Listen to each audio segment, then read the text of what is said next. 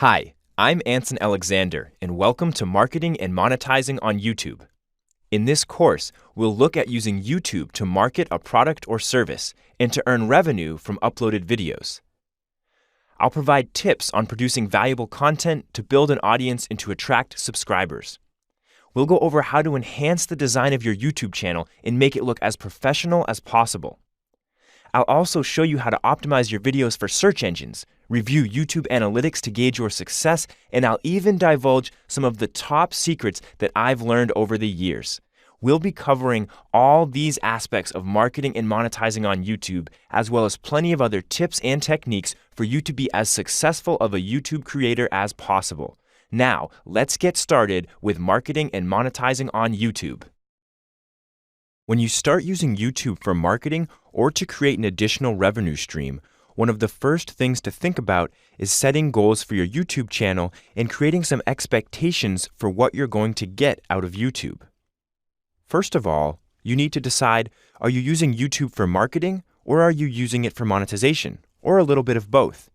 It may be easier to focus on one of the two if you're just starting out. If you're going to be using YouTube for marketing, here are some focus points that you should think about when setting your goals and expectations. One of the most important things in marketing in general, and especially using YouTube for marketing, is brand recognition.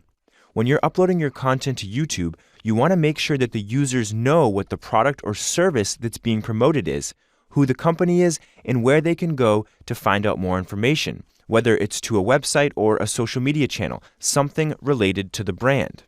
When you're focusing on marketing on YouTube, you want to try and create as much viral content as possible. You want your content to be compelling to the point where people are sharing it and giving it a thumbs up on YouTube. Hopefully, they'll also tell their friends and coworkers about it and do some additional marketing for you. This brings us to the next point, social sharing. Put some call to actions in your marketing videos on YouTube for people to share the content or to tell their friends about it, so that if they didn't think about doing that themselves, maybe your reminder in the video will prompt them to let others know about your product or service. We're also going to focus on subscribers, a focus point that's important in both marketing and monetization. Subscribers are really important on YouTube. You're not going to start out with 100,000 subscribers, but as you gain more and more subscribers, each video that you publish is going to reach a wider audience. So it's always a good idea to focus on subscribers on YouTube, because that means that the content that you publish in the future is just going to get more views, your message is going to get to more people, and if your goal is to make money, this will help increase your earnings as well. Let's talk about monetization specifically and what some of those focus points should be. For monetization, we want to produce content that provides value to the end user, and that value can come in a number of different ways. It might be solving a problem for the user, or it might just be producing something that's funny or entertaining and providing value to the user by helping them relieve stress. Also, remember, subscribers are a really important aspect of YouTube, and that goes for monetization as well. If your goal is to make money on YouTube, the more subscribers you have, the more money you're going to make. You also want to try and create content that's advertiser-friendly. There are certain subjects and topics that advertisers will pay more money to advertise in front of. For example, let's talk about a video of a cute kitten. It may provide value to a user because it's cute, right? But how many advertisers are going to want to get in front of that video? It might not be easy to find a specific target audience related to the video. It's a broad, general video. Whereas if you're talking about a specific business solution on YouTube, advertisers that are in the same industry or in horizontal industries, related industries, might say, wow, this is the perfect content for me to get in front of.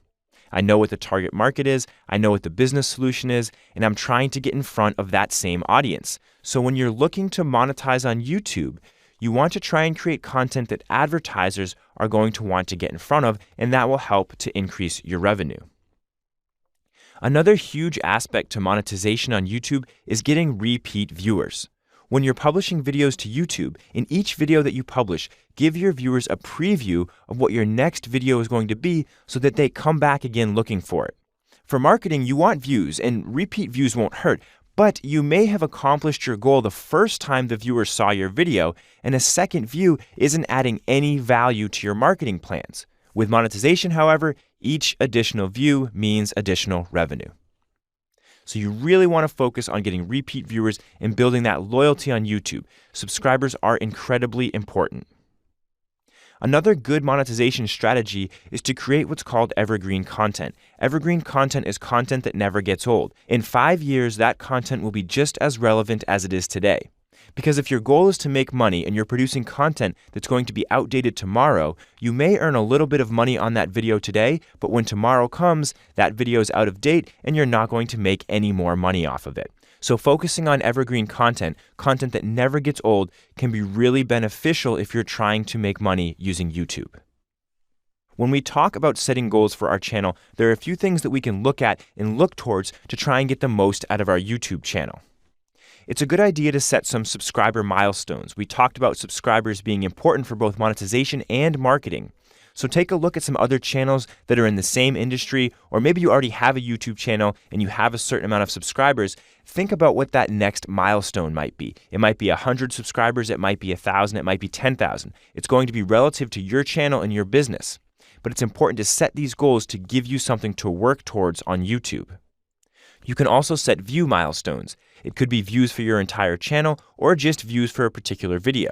Maybe you published your first video and it had 100 views. Now you're going to publish your second video and you want to get 1,000 views. So view milestones are important as well.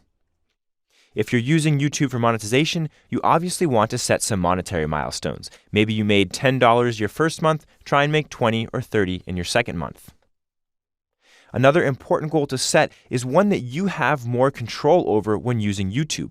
It's how many videos that you are going to publish either per week or per month, because YouTube viewers like consistency. They like to be able to expect that you're going to publish at least a video per week or 3 videos per week.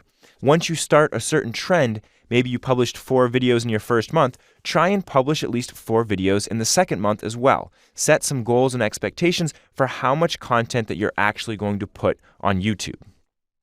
It's really important when you're setting your goals and expectations for YouTube that you research the competition and the community. If you're just getting started on YouTube, take a look at somebody in the same industry that's been on YouTube for a while. See how many subscribers they have, how many views their channel has, how many average views their videos get. And that's going to help you determine what your own goals should be. It's also a great way to get some ideas on what works really well on YouTube and maybe what doesn't work so well. The last thing I want to talk about in this video is how your channel is trending. As we're going to see later on in the course, when we go to our YouTube dashboard, we're going to be able to see how many views we've had in the last 30 days, how many subscribers we've had in the last 30 days, and how much money we're making. It's always important to have these trends moving upward. You want your views to be increasing, your subscribers increasing, as well as revenue, especially if you're using YouTube for monetization. Again, it's important to make sure that you're setting clear goals and expectations for your channel on YouTube. Take a look at the competition, decide whether you're going to be using YouTube for marketing or monetization, and make sure that you're looking at your analytics and your metrics so that you have clear expectations of what your channel can do in the next 30 days or in the next year. Whether you're using YouTube for marketing or for monetization, it's important to understand what some of the most effective content strategies are for you to be as successful as possible on YouTube. So when we talk about content for marketing, it's important to make sure that you know your audience and that you're producing content that's relevant to that audience. We also want to make sure that we're engaging the audience and providing value to them. We're going to talk about providing value when we talk about monetization as well, but it's also important in marketing. If you provide value to a user, that user is going to be more likely to share your video, more likely to tell their family and friends about your product or service, and it's just going to enhance your marketing efforts. You also want to make sure that you include clear branding. Make sure that the user knows what the product or service is that you're marketing, who the company is that owns the product or service, and where they can go to find out more. This is where the call to action comes into play. It's really important, especially for marketing, to have a call to action in your videos. Again, if you're promoting a product or service, where can that user go to purchase that product or service? Is there a website that they can go to? Where can they go to find out more? Can they go to your social platform, your Facebook page? If you're marketing, you're trying to sell something. So make sure that if the user wants to buy it, they know where they can go to buy it. When we talk about content for monetization, we want to provide lots and lots of value. We want to solve a problem for that user. In a couple of minutes, I'm going to talk about different problems that we can solve for people and some of the most effective types of content for YouTube. But for monetization, we also want to provide a reason for the user to come back to our channel. Are we going to have a follow-up video? Are we going to have a new video that solves a problem for the user that nobody else has been able to solve yet? Give them a reason to come back to watch more of your videos so that you can earn more revenue. We also want to make sure that for monetization especially, that all of our content we're producing is 100% ours. If we have music or graphics in our content that's created and owned by somebody else, that content might not be available to monetize on YouTube. So make sure that all the content you're producing and uploading to YouTube is 100% yours, especially if you're using YouTube for monetization. We also want to have a call to action in our monetization content as well as our marketing content. Obviously, we might not be selling a specific product or service, but we want those users to come back and watch more videos because that's the way that we make money. So provide a call to action for the user to subscribe. Say, hey, if you enjoyed this video, I'd really appreciate subscribing to my channel. Or if you enjoyed this video, I have similar videos that are coming up in the future that are even better. So make sure that you subscribe so you don't miss those videos. When we're producing content for YouTube, it's important to balance the length of your video and the efficiency of your video. There are some strengths and weaknesses to longer videos and shorter videos on YouTube. So let's go ahead and talk about some of those strengths and weaknesses. Longer videos tend to earn more revenue on YouTube. So if you're using YouTube for monetization, if you can produce a longer video, YouTube can sometimes squeeze 2 advertisements into that one video, and you, in turn, will earn more revenue. Longer videos also provide more engagement. The user's going to watch more of your content, they're going to hear your voice or your audio more, and they're going to see your brand more. So hopefully it'll be a little bit more memorable for them. Now, the negative aspect to longer videos is that you risk irritating your users. People on YouTube nowadays want to find answers to their questions as quick as possible. If you can provide that answer in 30 seconds, but you take 12 minutes, that user is probably not going to come back to watch more of your videos because they feel like they're wasting their time. So longer videos can be good. They can make more money and they can increase your engagement. But if that longer video isn't justified by the amount of content that's inside of it, then you definitely want to make sure that you're producing a shorter video, which increases the user's perception of your brand and your YouTube channel in general, and hopefully they'll come back and watch more videos. Now, let's talk about shorter videos. Shorter videos on YouTube have higher efficiency. If you can solve someone's problem in 30 seconds, that user is going to say, wow, I've been searching on the internet for 15 minutes and this YouTuber just solved my problem in 30 seconds. That's great. I'm going to subscribe, I'm going to like this video, and I'm going to share it. You may earn a little less revenue because it's a shorter video and YouTube can't show as many advertisements. But at the same time, you're probably going to run less of a risk of irritating your viewers. If they know that they watch your videos and there's no messing around, they watch it for 30 seconds, a minute, and their problem is solved, then they're going to love that and they're going to be more likely to subscribe to your channel. Now, what type of content is valuable on YouTube? There are a number of different forms of content that can be successful, but I'm just going to give you a few ideas to get those juices flowing so that you can figure out what's best for your YouTube channel. Content that informs or educates is always considered valuable. So talking about a topic that you know that your viewers are interested in is always a good idea. This is where knowing your target market or your target audience is extremely important. If you can educate your viewers on a topic that interests them, they're going to consider that content valuable. Content that solves a problem is also very valuable. So somebody has a question, a specific question. How do I change the oil on my car? If you provide a video that solves that problem, users are going to love it. That's what my core focus has been on YouTube. I solve technology problems. Now, your channel is probably going to be very different, but solving any type of problem is always considered valuable and is definitely a great content strategy. Content that provides humor or comfort is also considered valuable. If you take a look at a lot of the YouTubers that make a full-time living off of YouTube, a big majority of them are YouTubers that provide humor, and they have funny videos, and they have millions of subscribers, and they make a lot of money. So humor can definitely be considered valuable when we talk about YouTube.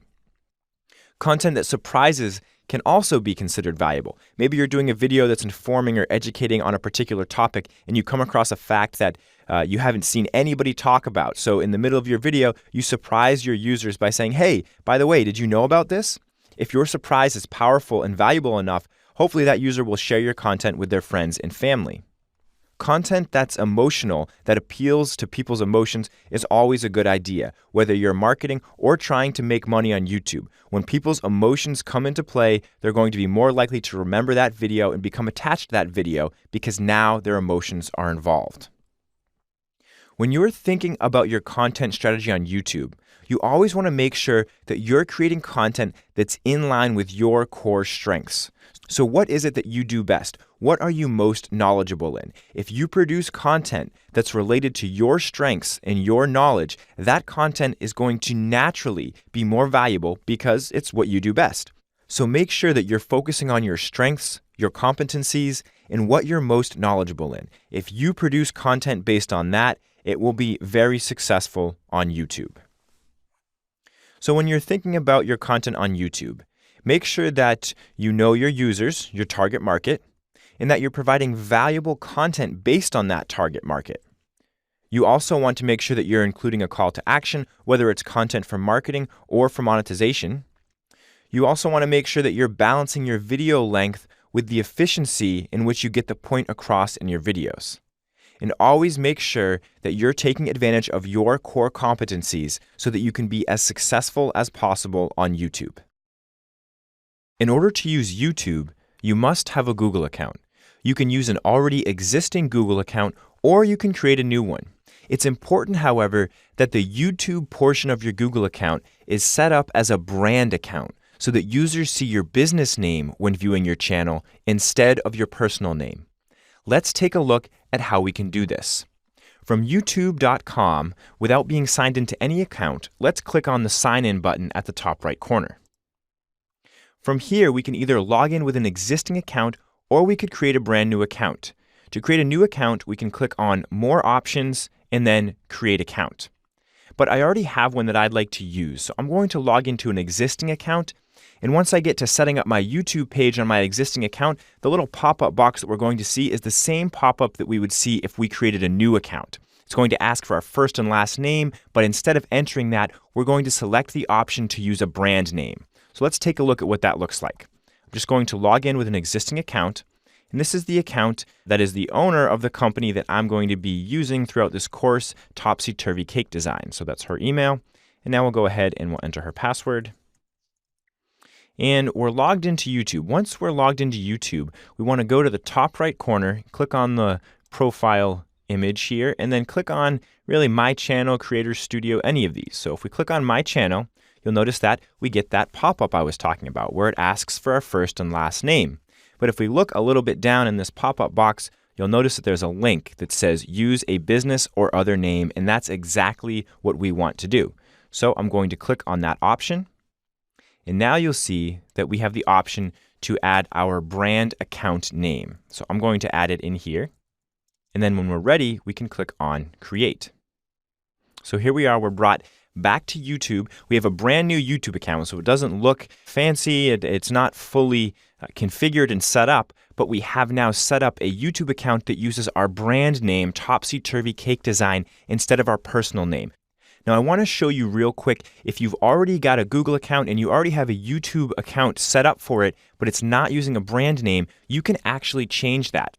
So what you would do now that we have our YouTube account set up is we would go back up here to the top right corner and we would click on the profile image. And then from here, we're actually going to click on Settings. And you'll notice that underneath the name section, we have this option that's called Advanced. And if we click on Advanced, this is where we can see all of the different information about our account and if it's associated with a brand or not. And from here, we have this link that says move channel to your Google account or a different brand account. So this is what you would use if before you started, you already had a Google account and you already had a personal YouTube account created with that Google account and you wanted to convert that personal YouTube account to a brand account. This is where you would come to do that. In this video, I'd like to show you what the creator side of YouTube looks like. where as a YouTube creator, you'll be spending a lot of time reviewing your video statistics, seeing how many subscribers you have, and just analyzing the data within your YouTube channel. So to get to the creator dashboard from anywhere inside of YouTube, we're going to go to the top right of our screen, click on the profile silhouette, and then click on Creator Studio. As you can see, there isn't that much information on our dashboard right now because we haven't uploaded any videos to YouTube yet.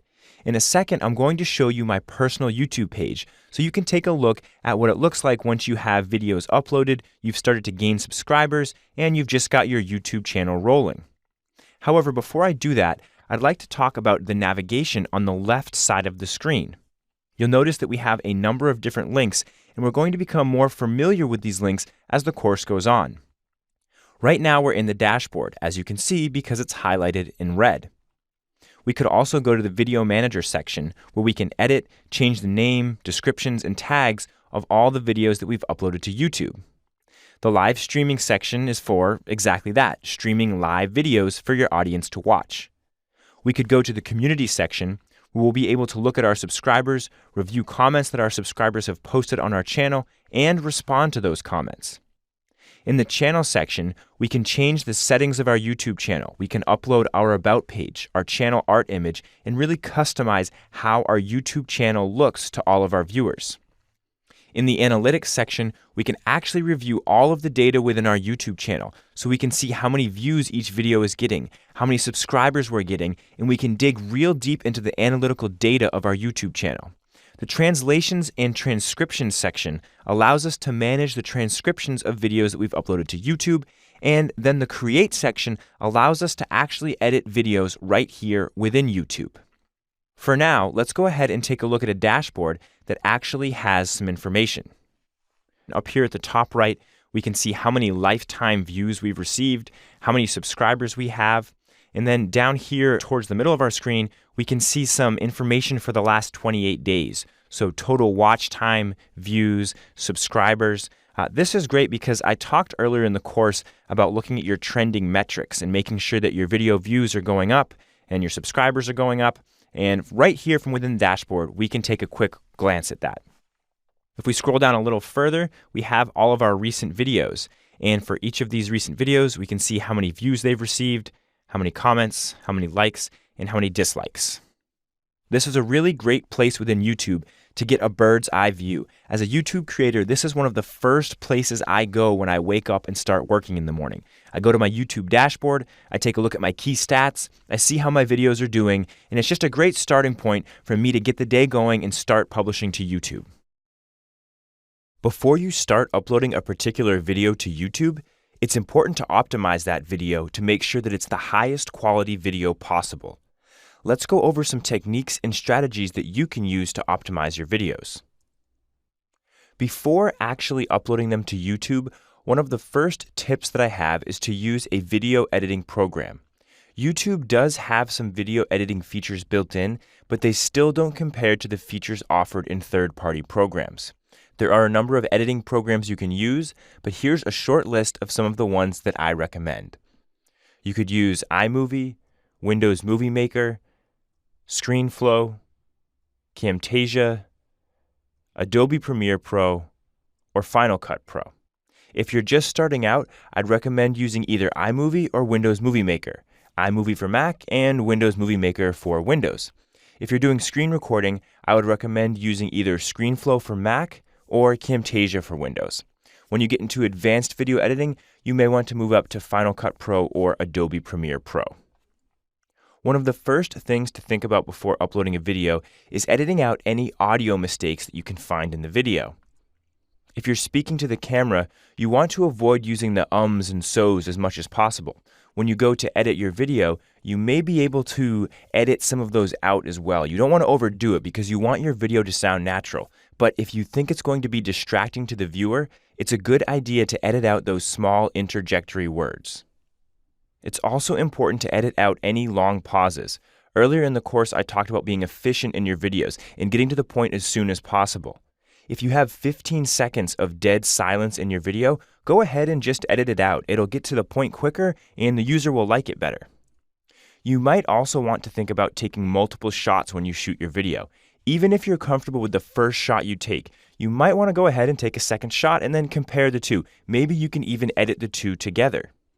If you're going to be speaking to the camera, try videos that are scripted, where you have everything that you need to say right in front of you, and then try videos that are unscripted, where you're just flowing using bullet points or some notes. You can then compare the final videos and see which strategy works best for you. When you're editing your videos before uploading, it's also important to take a look at your sound levels. You want to make sure that your sound levels are consistent, so you don't want your video to be really loud in the beginning and then very quiet at the end. As a whole, you don't want your video to be too loud or too quiet. Make sure that in the video editing program that you're using, you're listening to your audio before you upload your video to YouTube. It's a good idea to add a branded intro or outro to your video before you upload it to YouTube as well. So at the very beginning of your video, maybe the first 3 seconds, you have your logo slide in and appear on the screen. Everybody sees the brand, hopefully it gets embedded in their mind. And then in the last few seconds, you can have your logo come back in again. This is especially important if you're using YouTube for marketing. When you're creating and optimizing your videos, it's important to think about the viewer. One of the primary considerations is their time, so make sure that you're getting to the point. Videos that are short and sweet generally tend to perform better. It's also important not to make any assumptions about what the viewer does or doesn't already know. For instance, you don't want to say, since none of you know about the best export settings for YouTube, here's a list of what YouTube recommends, because you might have viewers that do know the best export settings for YouTube, and then they may be offended by your choice of words. Instead, you could rephrase it and say, I know some of you might know what the best export settings are for YouTube, but in case you don't, here's a list of what YouTube recommends. That way, you're not isolating the people that do know, and you're still providing the right information for the people that don't know. That being said, when you get to the point of actually exporting your video and uploading it to YouTube, it's important to use YouTube's recommended export settings. So let's take a look at some of them. This information is also part of the checklist in the exercise files for this course. For file type, they recommend uploading a .mp4. The recommended audio codec is an AAC-LC, and the recommended video codec is H.264. YouTube also has a number of recommended resolutions. The resolution of your video is really the graphical quality of your video that you upload to YouTube. Here's a list of what YouTube recommends. You can also upload videos that are below 720p, but I wouldn't recommend it. 720p and above is considered high definition. With the internet speeds that we have nowadays, it doesn't take very long to upload a 720p video, and the quality is just going to be much, much better. When you upload an HD video to YouTube, YouTube will create compressed versions of that video as well. For instance, if I upload a 1080p video, the maximum quality available to the viewer will be 1080p. But if they have a slow internet connection, a 480p or a 360p version will also be available to them. However, if you upload a 360p video, videos of higher quality will not be available to the user. So YouTube will scale it down, but it won't scale it up. So like I said, I recommend 720p or above. If you use most of these recommendations, you should be uploading high-quality videos to YouTube in no time. To upload a video to your YouTube channel, you can start on the Creator Studio dashboard page, and then at the very top of your screen, you'll notice that there's an upload button that you can click on. When we click on it, we're brought to the screen where we can upload our videos. We can either click right in the middle of this window to select a video from our computer to upload, or we can actually drag and drop video files right onto this page. We can even drop multiple videos at once, and YouTube will process them all at the same time, so we don't have to upload each one individually. So I'm just going to move this window over here a little bit, and I have a video on my desktop that I'd like to upload, so I'm just going to drag that onto my screen. And you'll notice that YouTube starts to upload it. So it has to go through a couple different processes here. It needs to upload it, and then it's going to process it. But while YouTube is doing that, we have the opportunity to fill out all of the information about our video, such as the title, the description, and the tags. So later on in the course, we're going to talk about search engine optimization, and I'm really going to stress how important descriptive titles, informative descriptions, and relevant tags are for your videos. So keep that in the back of your mind. But for now, we can just do our best to enter something that describes the video so our users will know what they're seeing and search engines will have an idea of what the video is about. Now I actually have all of this information already prepared. So I'm just going to pull up a text edit and I'm going to copy and paste the name, description, and tags. So you can see we've got our title here. So I'm just going to copy that and we'll paste that in the title area for the video. Then we'll go back and we'll get our description. We'll copy and we'll paste that in, and then we'll grab our tags. So right now, once the processing has finished, and it has for this video, we could actually click the blue publish button up here at the top right, and it would make our video available for people to watch. However, there are a few other options that we may want to look at before we publish our video.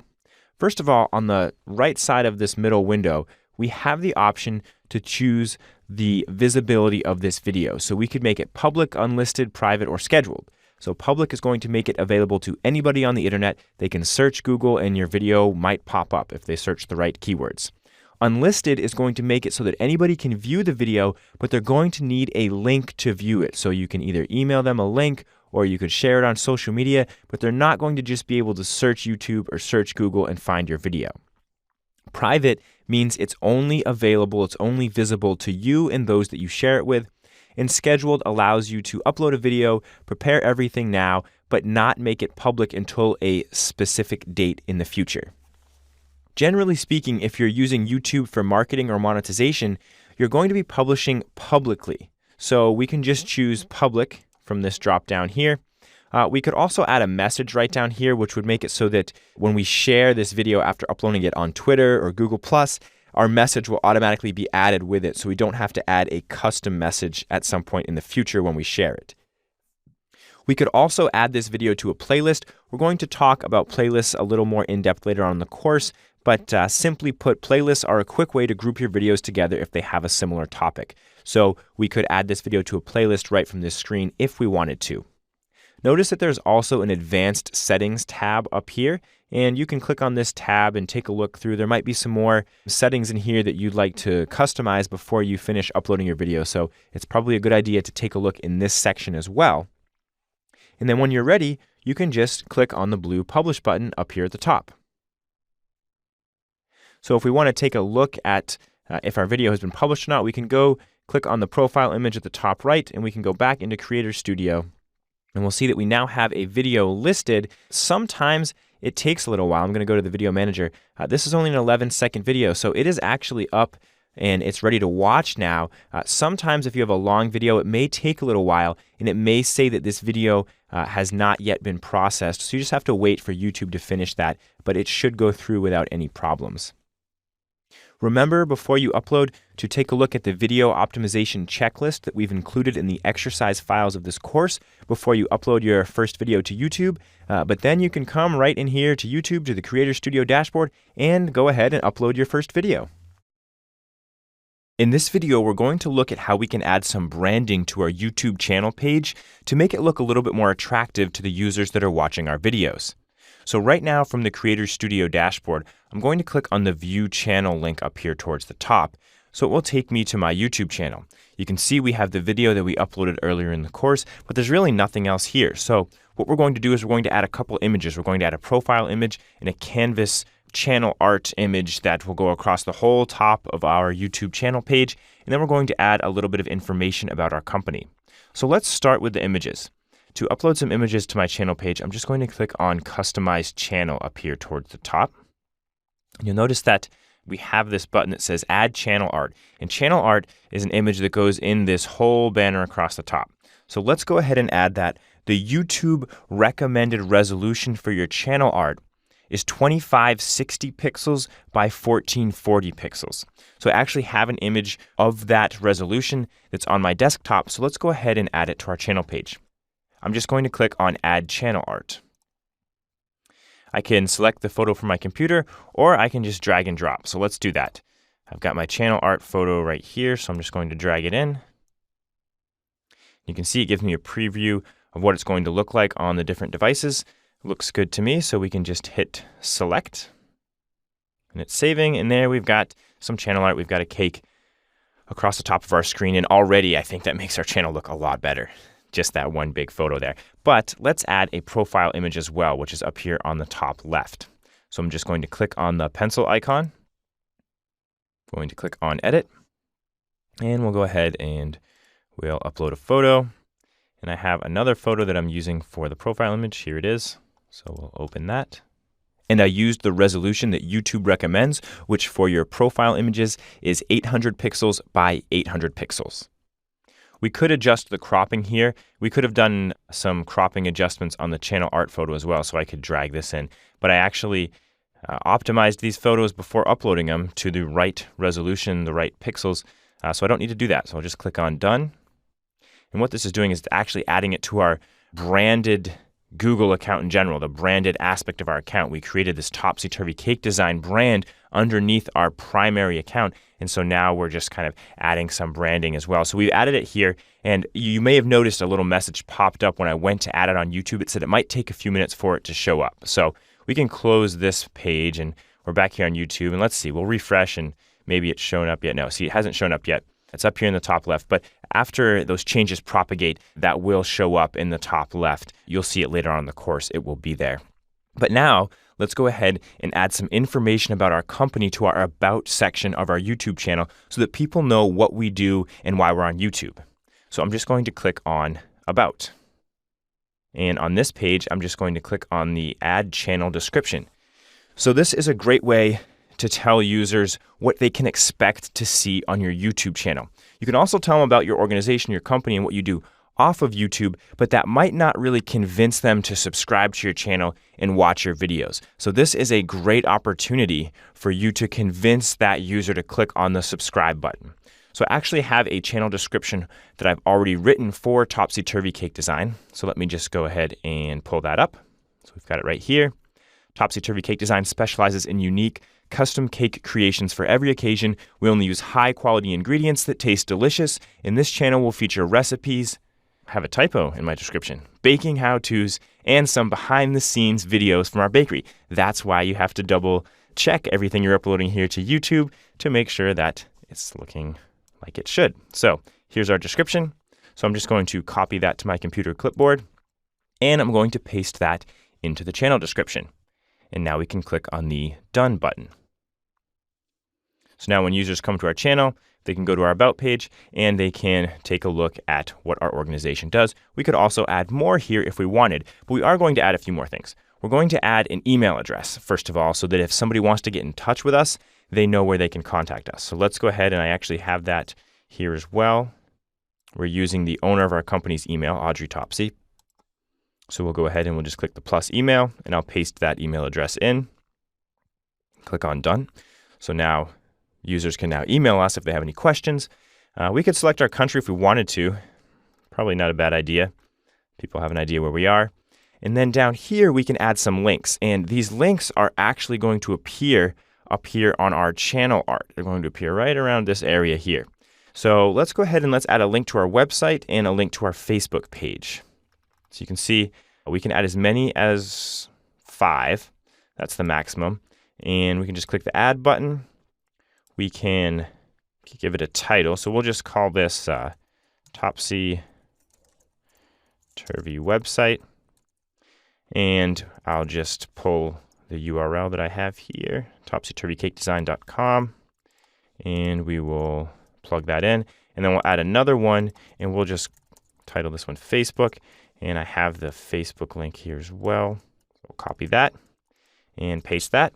And now we'll click Done. So you can see we have these 2 links, and here they are. They're now over our channel art. Let's go back to the home section and see our profile image still hasn't updated yet, but it will. Google did notify us that it was going to take a little bit, so that is understandable. But you can see that once we get that profile image up, we now have the links, we've got the channel art, our page is starting to come together. If we start to add more videos and we get more content on our page, then we're really going to start looking like a professional account, an organization that really cares about how their brand looks. And usually when organizations care about how their brand looks, they also care about how their products and services perform. So that's definitely the impression that you want to give your viewers on YouTube. Once you've uploaded a few videos to YouTube, it's a good idea to start making use of YouTube playlists. Playlists allow you to group similar videos in the same place so that users can easily find the content that they're looking for. Playlists can also appear in Google search results, so you're just increasing your chances that people will find your content when searching Google. Let's take a look at how we can create some playlists. From the YouTube Creator Studio dashboard, I'm going to move over to the Video Manager section. From here, you'll notice that there's a link called Playlists. And when I click on it, we can see that right now, our YouTube channel doesn't have any playlists. So I've uploaded a couple more videos to our account, and 2 of them are cake videos, and 1 is a video about decorating cookies. So we're going to create a cake playlist and a cookie playlist. So at the top of my screen, I'm just going to click on New Playlist, and we'll call this Cake Designs. There we go. You'll notice that we have the option to specify the visibility of this playlist. So you could create a private playlist or an unlisted playlist. But if you're using YouTube for marketing or monetization, you want your content to be discoverable. So we're going to keep this playlist as public. And I'm going to click on Create. So now you can see we've created this playlist, but we don't have any videos in there yet. So let's go ahead and go back to our Creator Studio dashboard and add our cake videos to this playlist. From Creator Studio, I'm just going to click on Video Manager. And now I'm going to click the checkbox next to my 2 cake videos. And then at the top, I'm going to click Add To, and you'll notice that our playlist now appears in the list. So I'll click on it, and they're in there. So if we go back to the playlist section, you'll notice that our videos are inside of the Cake Designs playlist. So let's create another one. We'll call this one Cookie Designs. Create. Back to Creator Studio, Video Manager. We've got our cookie video, and we'll add it to the Cookie Designs playlist. So now if we click on Playlists, you'll see that both playlists have at least 1 video in them now. But there's a little bit more that we can do with these playlists on YouTube. I mentioned that you can discover them in Google search results. And we can also add descriptions to these playlists, which will make it more likely that users will discover them when searching Google. So what I'm going to do is I'm going to click on the Edit button to the right of one of these playlists. We'll edit the Cake Designs playlist. And then down here towards the bottom, I'll also click Edit again. So you'll notice that on this page, we have the option to add a description. So I actually have it copied to my clipboard. I had written it earlier. So you can see our description is videos featuring different cake baking and decoration techniques from topsy-turvy cake design. You want to use as many keywords related to your playlist as possible because, again, that's what might show up in Google search results when people are searching.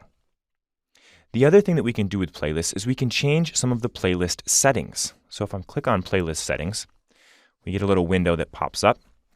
You notice we could change the visibility here, but we already decided that we want it public. The one that I think is really important is this ordering. So we can choose which order our videos appear in the playlist. Now, by default, it's set to manual, but I will tell you that the way it works is it's always going to put your newest video that you've added to the playlist at the top of the playlist, which might be what you want. But let's say you're creating a series, a tutorial series, a how-to series, and in order to accomplish your goals in the second video, you first need to watch the first video. If that is the case, then we want our playlist sorted in the opposite order. So we want it sorted by date published with the oldest first. Now you can see you also have other options in here. You could have the most popular first. You could do the date published with the newest one first. So that's up to you, and it depends what your playlist is about. But I did want to mention that it is an option for you as well. You can see that by default, this playlist is also set so that people can embed it in their websites, which I think is great. Your advertisements should still show up. You should receive the revenue from those advertisements, but it just increases the visibility of your content. So I would leave that checked as well. And then you also might want to take a look at this auto ad feature. What this does is this allows you to create rules.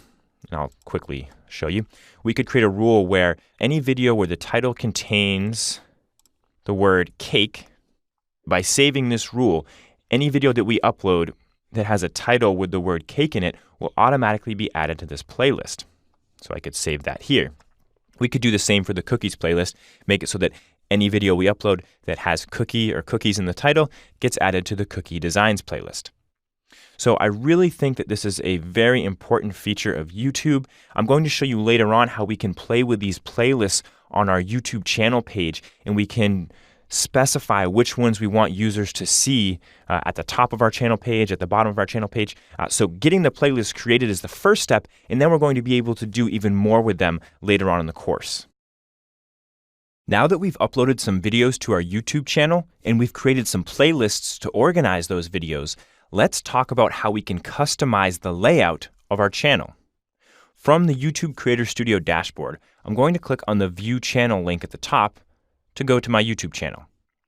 Now, this view right here isn't exactly what other users are going to see when they come to our channel. To see what it's going to look like for them, we need to click on the Customize Channel button. So this is what it's going to look like when users come to our YouTube channel. However, it depends on the user's status. Are they a returning subscriber or are they a new visitor? Depending on that, they're going to see some different things on our channel. You can see right now we're on the For Returning Subscribers tab, and what they see by default on YouTube is the last video that we've uploaded. It happens to be ginger cookies with lavender decor. However, we can customize that by clicking on the pencil icon over here to the right. And you'll notice that by default, like I said, it's the latest upload.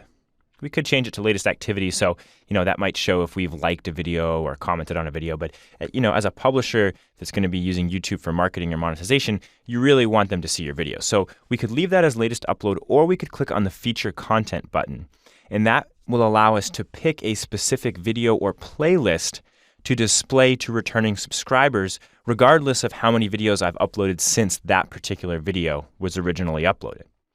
So I'm going to leave this as last upload for now, and let's take a look at what it would look like for new visitors. You'll notice that we don't have any videos in this box yet. For new visitors on YouTube, it's recommended that you use a channel trailer. And it's just like a movie trailer. It should be a very short, sweet video describing what your channel and your organization is all about. So when a new visitor comes to your page, they can get an idea of what you do, and probably it's a good idea to try and convince them to subscribe and watch some of your videos. That's a great opportunity for you to get a subscriber right there. So at some point, as you start uploading videos to YouTube, you should create a specific channel trailer. But we don't have one right now. So what we're going to do is we're just going to add one of these videos. So I'm just going to click on Channel Trailer, and we can go ahead and choose this upload and click Save. So now when new visitors come to our YouTube page, there's a video for them to watch, the decorating of the raspberry mini cakes. But we're not done customizing our page yet. Let's go back and just click on the For Returning Subscribers tab. What we do down at the bottom of this page is not going to be different for returning subscribers or for new visitors. The only part that changes is this What to Watch Next part up here. But if we scroll down a little bit, you'll notice that we have a button that says Add a Section. This is where we can make use of those playlists that we created earlier in the course. So if I click on the Add a Section button, scroll down a little bit, we can choose what type of content we'd like to add. And you can see that you have a lot of different options here. So we could just display our most popular videos here. That's good for a channel that has a lot of videos, and it might be difficult for the user to find which content is most valuable. But if we scroll down further, we also have playlists. So we can have a whole section for all of our playlists, which would be this Created Playlists option, or we can feature a single playlist or multiple playlists. Like I said, there are a lot of options here. But what I want to do is I want to put both of our playlists that we created earlier in the course here right onto our YouTube channel page. So I'm going to select Single Playlist. We could also enter the URL of a playlist that isn't in our YouTube account, but since it is one of our playlists, I'm going to click on the Find Playlist dropdown and choose one of the playlists. First, I'll choose Cake Designs. Notice that we also have this option up here at the top, the layout, which we can change how it is appearing to users that come to our page. So we could also choose a vertical list, and you'll notice it looks like that. I kind of like that one a little bit better. I think that that one works better when you don't have as much content too, because the content kind of goes down the page more instead of just going horizontal. It'll make your channel look a little more fully fleshed out. So let's go ahead and let's save this new section.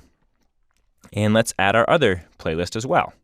So we'll just go down and we'll choose Single Playlist.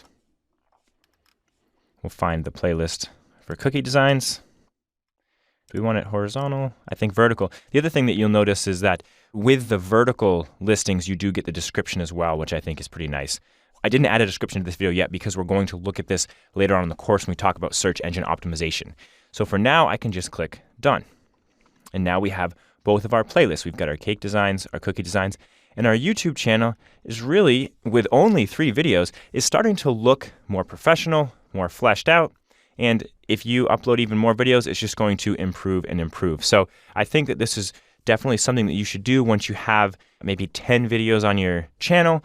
You've got a few different playlists. You might have a couple uploads that are more popular than others. You can come here and you can customize what both new users and returning subscribers will see when they come to your YouTube channel.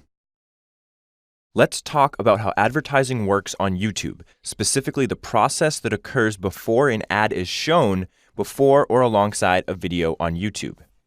Like most forms of online advertising, advertisers on YouTube bid the dollar amount that they're willing to pay to display an ad on videos with particular topics and keywords. For each particular view on a video, the advertiser that has submitted the highest bid will have their ad displayed to the user, either before your video starts, as a pop-up banner at the bottom of your video, or as an ad in the sidebar of the page. YouTube partners tend to earn about 55% of the total amount that advertisers are paying, which actually isn't bad because YouTube is acting as an ad agent and middleman on a massive scale. To earn revenue on YouTube, you don't have to have your own sales team to go out and sell advertisements to companies. All you have to do is publish quality content, and then YouTube does all of the heavy lifting for you, and you get more than half of the revenue from it. Now, how does YouTube determine which ad gets displayed on which video? So let's say you have a video and you've uploaded it to YouTube. Once a user goes to watch that video, bids from different advertisers will come in based on how much they're willing to pay. So let's say we have 3 bids, one for $1, one for $1.75, and one for $2.15. The one that's highest will be considered the winning bid. So in this example, it's the $2.15 bid. Once it's determined which bid has won, the ad will then display on your video. And again, you'll earn about 55% of the revenue that YouTube generates from that advertisement. Now, what are some of the factors that determine which ads are displayed on your video? First of all, the demographics of the users. So the age, gender, and location of the users watching your video will help determine which ads those users actually see. The keywords within your video title, the description and transcripts of your actual video will also help determine which ads are going to be displayed. So for the Topsy Turvy channel, we're uploading baking videos. We have videos showing cakes, cookies, and different decoration techniques. So I would expect to see a lot of food-related advertisements on those videos. Maybe some party supplies advertisements, maybe some advertisements for kitchen supplies, anything related to baking and cooking and hosting events. The category that you put your video into is also important. This can be changed by going to the advanced options from the Edit Video screen on YouTube. Unfortunately, YouTube doesn't have the most diverse set of category options, but it's best to select the one that's most fitting for your video.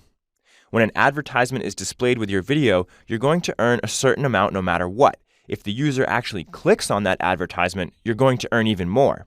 So the fact that YouTube is displaying advertisements on your videos and trying to make them as relevant as possible in regards to the topic of the video is really in your best interest. Because if that advertisement is related to the video, then the user watching the video is going to be more likely to actually click on that advertisement, and in turn, you'll be more likely to earn more revenue from it. Another factor that helps determine which ads are displayed is your channel statistics, the views and subscribers that you have on your channel. Some of the real high-profile advertisers that are paying a lot of money don't want to be featured on YouTube channels that only have 10 or 20 views and 3 or 4 subscribers.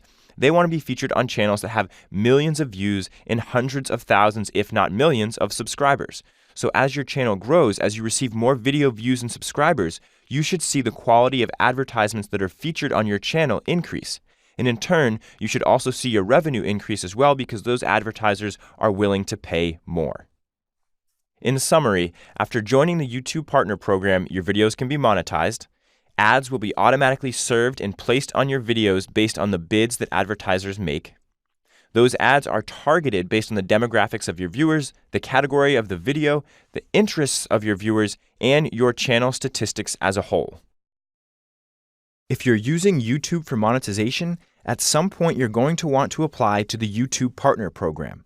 The YouTube Partner Program is what allows you to monetize your YouTube channel and have advertisers display advertisements in front of your videos. Now, there are some requirements that you need to meet in order to apply for this program. First of all, you need to be in one of the eligible countries. And YouTube has a list of all of the eligible countries. You could go to the URL that's in my address bar right now, or you could just Google YouTube Partner Program availability, and this link should pop up, and you can see all of the countries that are eligible to join the YouTube Partner Program. It's quite a long list, so you want to make sure that you're in one of those countries. Now, additionally, as of January 2018, there are some more requirements that you need to meet in order to join the partner program.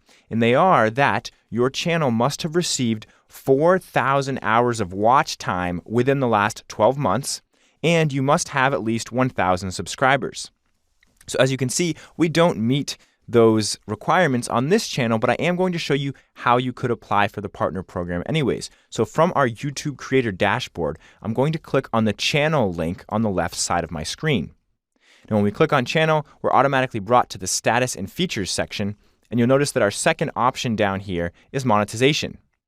You can see that we're eligible for monetization, and we could click on the enable button to start the application process.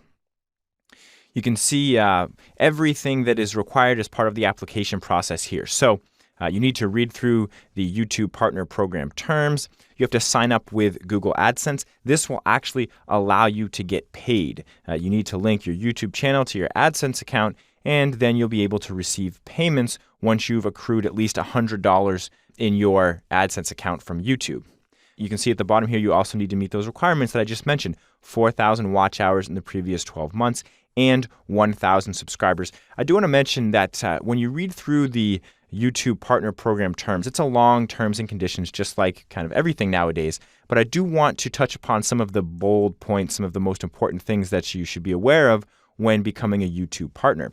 First of all, you're agreeing to upload and monetize only content that you have 100% ownership of. So you can't use music and audio that was done by somebody else. It's plagiarism, and your account will get shut down if you try to monetize content that you do not own. At the same time, you're also agreeing that you're not going to click on your own advertisements. Google has a very complex system in place to tell when people are doing this, and your account will get shut down if you do that as well. Sometimes it will record a click that you do by mistake, and it won't shut your account down right away, but it might flag it to watch more closely. So you really want to be careful when you're clicking around on your YouTube channel that you're not clicking on your own advertisements. But if you meet all the requirements, 4,000 watch hours last 12 months, 1,000 subscribers, you could go ahead and you could start this application process by clicking on the blue button, go through these 4 little checkboxes, and then you should get an answer within a week. Usually I find if you meet all the requirements, you find out pretty quick. Within 24 hours, your account should be enabled for monetization. Now, once that happens, I want to move over to another account here. You're going to see another feature appear in YouTube. It's kind of like a Where's Waldo. We looked at this screen earlier in the course. It was a different video, but there's something new on this screen because we're now using an account that is enabled for monetization. So if you'll look below the video here, we have a tab that's called Monetization. And this is where we can specify all of the different monetization settings for this particular video. So we can click on this little checkbox here to monetize it with ads, and then you'll notice that we also have the option to choose the type of ads that we want to display. As you can see in all of these little thumbnail icons, the red section is the section where that type of ad is displayed. So display ads show up on the right side of the screen, outside of the video. Overlay ads show up right over as a banner over your video. Sponsored cards show up at the end of your video. And then the skippable video ads are probably the ones you're most used to seeing on YouTube. Those are those videos that play before the actual video you're trying to watch. And those are going to be the ones that are going to make you the most money. So my suggestion is that if you are using YouTube for monetization and you'd like to make as much money as possible, to always have all of these different ad formats enabled. The reason for that is if you have all of them enabled, then all the advertisers that find your content relevant are going to bid to have their ad displayed in front of your video, regardless of the type of ad format they are using. So if you are accepting all different ad formats, then you're going to get the highest bid of all the formats that the advertisers are using that are relevant to your content. So again, it's in your best interest, if you want to make the most money possible, to enable all of the different ad formats. So now you should be able to apply to the YouTube partner program and then go into a particular video and enable it for monetization and choose the type of ad formats that you'd like to be displayed with that video. If you're using YouTube for monetization, it's important to understand that there are other options for generating revenue from your videos than just using the YouTube Partner Program. Some of the different options available to you are, first of all, sponsorships. Depending on the type of content that you're producing and the topic of your content, there may be companies out there that would pay for a quick shout out during your videos. So if we're uploading videos about baking, there may be a kitchen supply company that would be open to forming a partnership or paying for a sponsorship. You can have paid sponsorships in your videos and still display ads from the YouTube Partner Program. Another monetization option is sponsored links. So you might not even mention a company, product, or service within your video, but in the description of your video on YouTube, companies will pay to have a link to their product or service in there. Obviously, you want to be careful with this. You don't want to spam your users. I would never put a link or allow a sponsorship from a company that has a product or service that I don't personally believe in. Because I think that using sponsorships on YouTube is another way to create value for your users, especially if those companies are offering discounts for your users.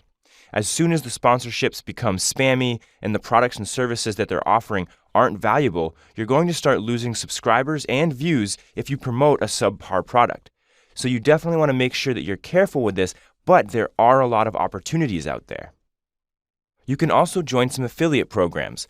Affiliate programs are partnerships where companies will pay a percentage of their earnings to you if a customer comes directly from your YouTube channel or webpage and then purchases their product or service. A good example of this is the company that I used to host my websites. They have an affiliate program that a lot of people use where if you get a new user to sign up for an account, they'll give you $10 and then you can use that to pay for your hosting. So if you're producing videos related to websites or website hosting, you could join their affiliate program and just put a link in the description of your video on YouTube. You can also do product reviews. Once you really gain some popularity on YouTube, you might even have companies approach you to do product reviews. There is some gray area between sponsorships and doing product reviews, but sponsorships tend to entail mentioning the name of a company or of a product that they sell, where a product review is where you're actually talking in depth about a specific product from a company and then giving your opinion about the product after you've tested it. It's definitely another good opportunity. When talking to a lot of people that have really made it big building online businesses, they might publish and have advertisements, but most of them will tell you that the way to make a lot of money is to have your own product or service to sell. If you're marketing on YouTube, then you most likely already have your own product or service that you're trying to sell. But if you're monetizing on YouTube, it's something to think about. You can start just by publishing videos and showing advertisements on those videos, but as you gain popularity and your user base grows, you may want to think about developing your own product or service to sell because you've already got an entire community that's watching your content. Finally, I think it's important to think outside the box. Look at the community on YouTube, look at some of the other people in your industry, and maybe reach out to them. You can do some partnerships with them. Maybe you can promote their service and they can promote yours. You can do marketing for each other. Either way, it's definitely important to think about other monetization options available to you on YouTube aside from the YouTube Partner Program. Many of these strategies can be used simultaneously to maximize the amount of money that you can make from publishing videos on YouTube.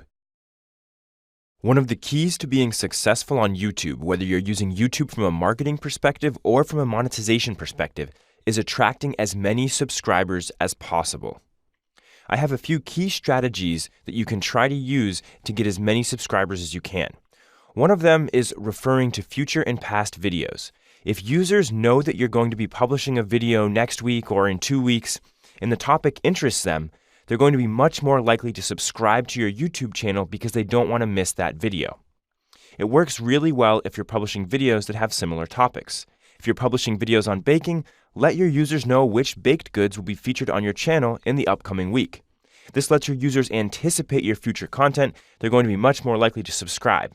You can also mention previously published videos to get users to watch more videos on your channel and hopefully subscribe as well.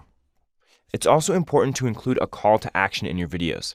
This might be something as simple as having users go to your website and sign up for your weekly newsletter, just to create a little bit more brand interaction so that you're more memorable and they're going to be more likely to subscribe to a brand that they remember and that they want to see more videos from.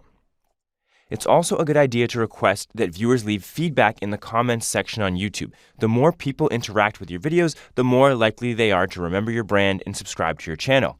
It may also help you brainstorm ideas for future content that you know will interest your viewers. Another strategy is to be direct and humbly ask for the subscription in your videos. I tend to think this is best to do at the end of the video, after the primary value of the video has been delivered. You can simply say something like, if you enjoyed this video and you'd like to see similar videos in the future, don't forget to subscribe to my YouTube channel. Something short, sweet, and to the point, but that turns that light bulb on in the user's head and reminds them that, oh yeah, I should subscribe to this channel so I can see the videos that they post in the future. It's also a good idea to do some testing on YouTube. Using A/B testing strategies is a great way to do this.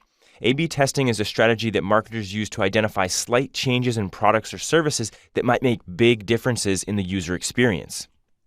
You can do this by creating two versions of the same product or service. Then you make a slight alteration to one version of the product so it has one variable that's different about it. You can then review the performance of the different versions to find out if the change you made had a positive effect, negative effect, or no effect at all. Let's say we have two cars. We have a red car and a green car, and we record which car sells more, either the green one or the red one. Everything about those cars other than the color is exactly the same. The engine, the lights, the doors, power steering, everything's the same except the color. We see which car generates more sales. Oh, okay, it's the green car. So our customers tend to like green better. We're going to produce more green cars. We're going to promote our green cars more. And the only change we made in those two different products was the color. Now on YouTube, it's a little bit more difficult to do A/B testing because you don't want to upload the same video twice. So you can't do an exact A/B test on YouTube, but you can come pretty close. So here are some ideas for what you can do in regards to testing on YouTube to find out which strategies work best for your particular situation. First of all, you can have two very similar videos, maybe two videos on the same topic, let's say decorating two different cakes of the same type. In those different videos, we can have different video intros and outros. Just because one of those videos is more successful than the other, however, doesn't mean it's 100% because of the intro. It might just be something about the frosting color of the second cake. But you can continue to run similar tests in the future to get more data and hopefully paint a clear picture of which video intro is more successful. You might also want to try different video titling methods. Maybe for one video, we focus on the type of cake that we're decorating in the title, whereas in our second video, we focus on the type of frosting that we're using to decorate the cake in our title. This might help us discover the preferences, viewing habits, and searching habits of our viewers. If one of these videos has 10,000 views and the other has 100 views, there's a good chance that the different titling method that you used had an effect on this. You can also try using two different video thumbnails, the teaser image that users see before clicking on and watching a video. When you upload a video to YouTube, YouTube automatically creates 3 thumbnails for you to use so that people can see a preview of the video before they actually watch it. You can actually go in and upload your own custom thumbnail, however, that you created in Photoshop or an image editing program. The idea is that the custom thumbnails will be more attractive to the users, hopefully getting more views and in turn, more subscribers. You might also want to try publishing videos at different times of the day. Depending on the topic and content that you're publishing to YouTube, publishing at 8 a.m. in the morning on Monday might be more successful than publishing at 6 p.m. on Sunday. Again, it depends on the content, but try publishing videos at different times of the day and see which ones are getting most traffic. Then you know which time of the day is best for your organization to publish in the future. Along the same lines is sharing videos at different times of the day. Maybe you've discovered that publishing videos at 8 a.m. on Monday is the best time for you. But you could experiment then with sharing those videos on Facebook, Twitter, Google+, all of your social platforms later in the day, maybe at 1 in the afternoon, right when everybody gets back from lunch and they check their Facebook accounts. Then you might want to try at 6 in the evening when people are getting home from work. Sharing videos at different times of the day can make a big difference in regards to getting more views and subscribers. Every organization in business is different, and what works best for one company might not work best for another company. When you're publishing to YouTube, remember to try different things and do what works best for you and avoid the things that aren't working as well. The more you experiment, the more you'll learn, and the more value that you can provide to your viewers in the future.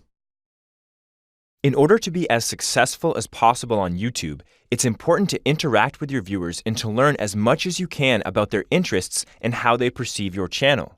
The best way to do that here on YouTube is to head on over to the community section, which is on the left side of your screen from the Creator Studio dashboard. Once we click on Community, it first takes us to the Comments section, where we can see and respond to comments that have already been published on our channel. We can also see comments that have been held for review. Often these are inappropriate comments, and then we can see comments that YouTube has filtered as being spam. As you can see, I commented on one of the topsy-turvy videos earlier from my main YouTube account, and notice that we can reply, like, dislike, or even give the comment a heart symbol, which is better than a like, right here from within the comments section. This makes it much easier to manage comments when you have a lot of videos uploaded to your channel, so that you don't have to view the comments for each video individually, as was the case in the earlier days of YouTube. And trust me, it was not very fun. I used to go through, a dozen videos a day just trying to catch up with the comments.